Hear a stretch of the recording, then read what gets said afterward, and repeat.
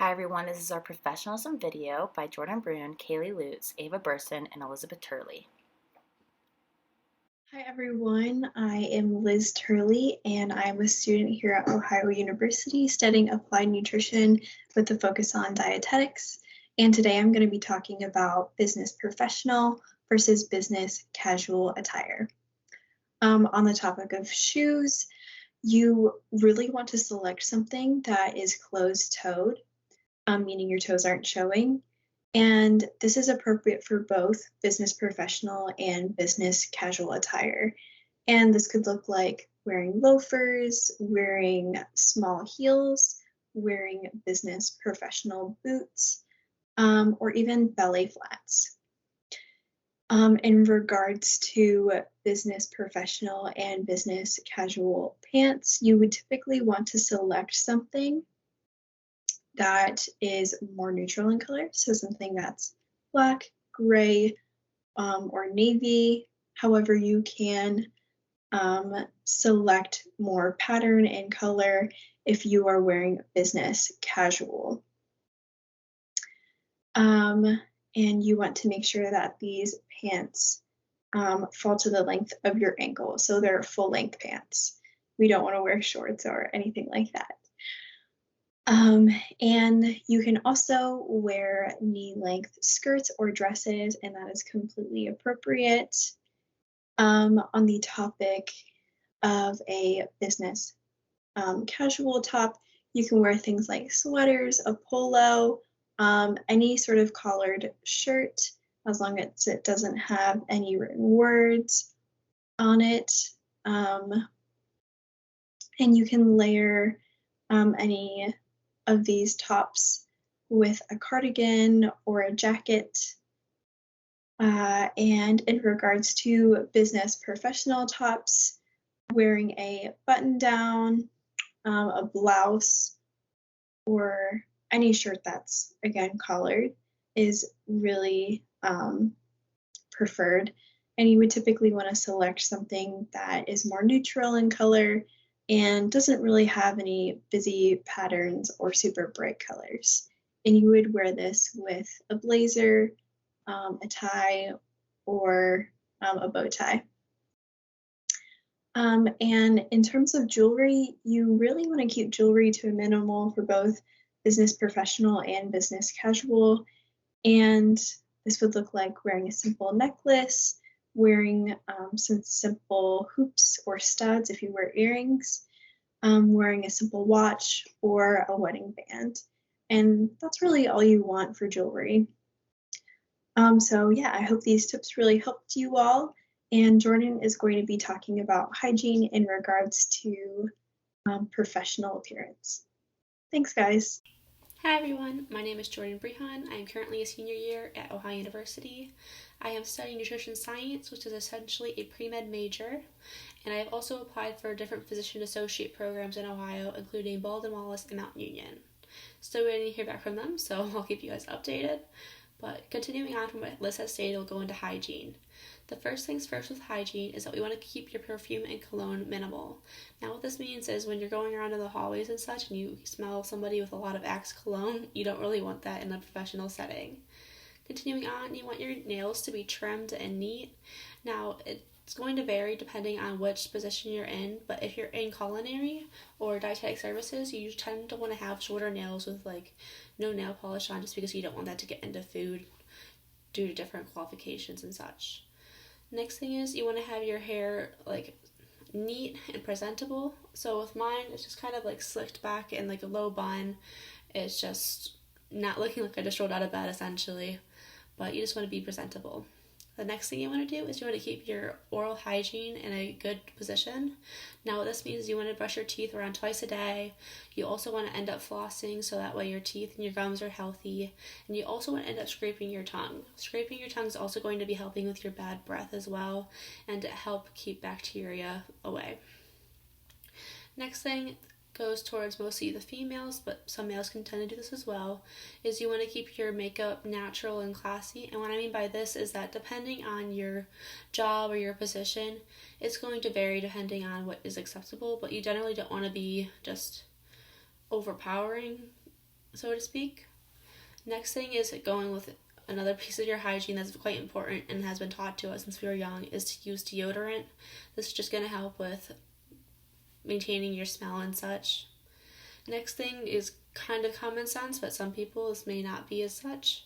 You want to end up bathing regularly to end up containing your odors as well as to maintain your hygiene and to keep a clean appearance. You also want to end up washing your hands every time you go to the restroom and just to end up always keeping them clean so that way you're not spreading different viruses and bacteria and such and making yourself sick or others sick as well. Next thing is you want to wear clean clothes. This just means like washing your clothes, making sure that there's no stains or that kind of thing on them. And last thing is you want to go to like regular doctor's checkups. This is just going to make sure that your health is in good condition and that you're just overall in good shape. Hi everyone, I'm a 5th year student here at Ohio University, also studying applied nutrition with a concentration in dietetics. So today I wanted to talk to you guys about networking. So for those that don't know what networking is, it's the sharing of information of services between people, businesses, and groups. It's also a way for individuals to grow their relationships for their jobs or businesses and their overall career. Networking is really important because it allows you to access opportunities you might not have been able to find on your own. So when does networking take place? So networking can actually happen anywhere and with anyone. It can be in your classes with your peers or your professors. It can occur in clubs and organizations. It can occur at your current jobs on or off campus.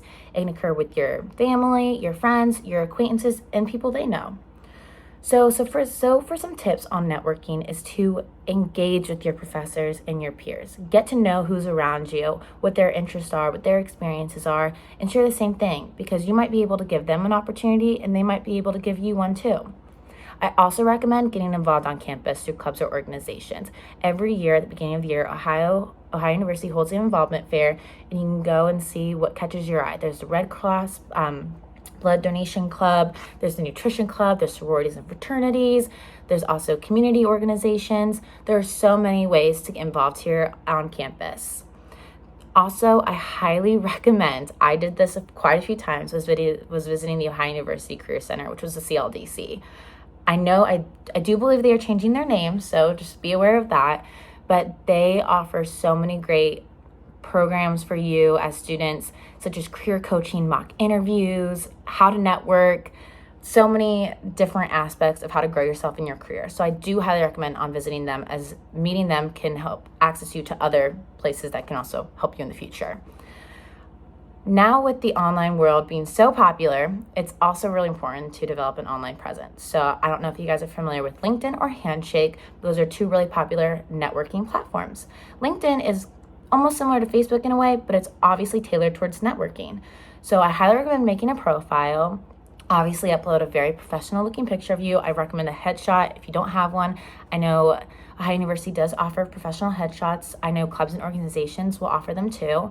I know my sorority offers them and we're allowed to upload them to our LinkedIn profile. On LinkedIn, it also allows you to upload your experiences, your past jobs, your major, your likes and interests, and allows you to connect with people also here at Ohio University and with people you just already know in different towns or in different places.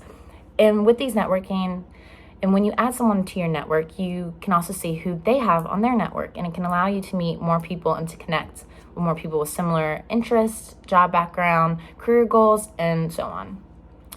And with online presence being very popular, it's very important to be aware of your online presence, what you're posting, how your online presence is. So I really recommend going back on your Facebook, your Instagram, and I know TikTok is a major platform right now, and making sure that you have things that you're okay with your future employer possibly seeing.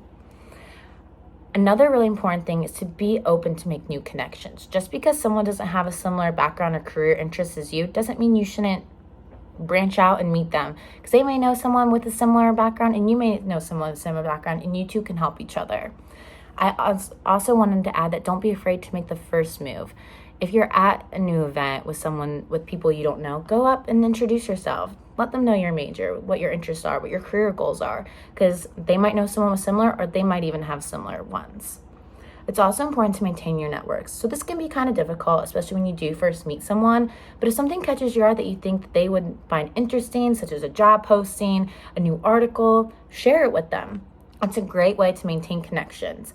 Also, just checking in, saying hi, asking them how they're doing in their job, their career, their school is a great way to maintain connections. Overall, networking is almost like another form of making friends, but friends that can obviously help you in your job and your career. Overall, I highly recommend keeping in mind how important networking is and always maintaining a professional sense about yourself. Always be friendly. You don't know who someone else might know. Always be polite. Just be your best self. Thank you. Hi everyone, my name is Eva Burson. I'm a senior here at Ohio University studying nutrition science on the pre-medical track, and I'm here to talk to you about improving your interview skills and what services are available here at Ohio University. So preparing for an upcoming interview, in person or online, can be intimidating and you may not know where to start. It is important to take time to reflect on your personal goals and qualifications that may be relative to the position. I suggest doing research on the company or the employer to get an idea of their values, as well as reviewing the job description so you're prepared to show why you'd be a strong candidate for the position. Before the interview, take time to identify what skills or experiences and qualifications that you want to highlight during the interview. This may include field experience that directly relates to the position you're applying for, or it can include meaningful opportunities that led you to your career path today. Take time to think about answers to common interview questions or topics that are relevant to your job that the interviewer might ask. It is beneficial to have some answers prepared so you can avoid blanking when the time finally comes to answer those questions about yourself. It's also important to come to the interview with questions prepared for the interviewer about the position and the company. This shows that you've done research on the company and you're serious about this potential job opportunity.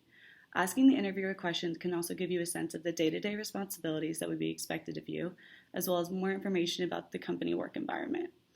Preparation and practice are going to be key in order to alleviate some of the nerves before the interview and allow you to work through your answers to some important questions beforehand.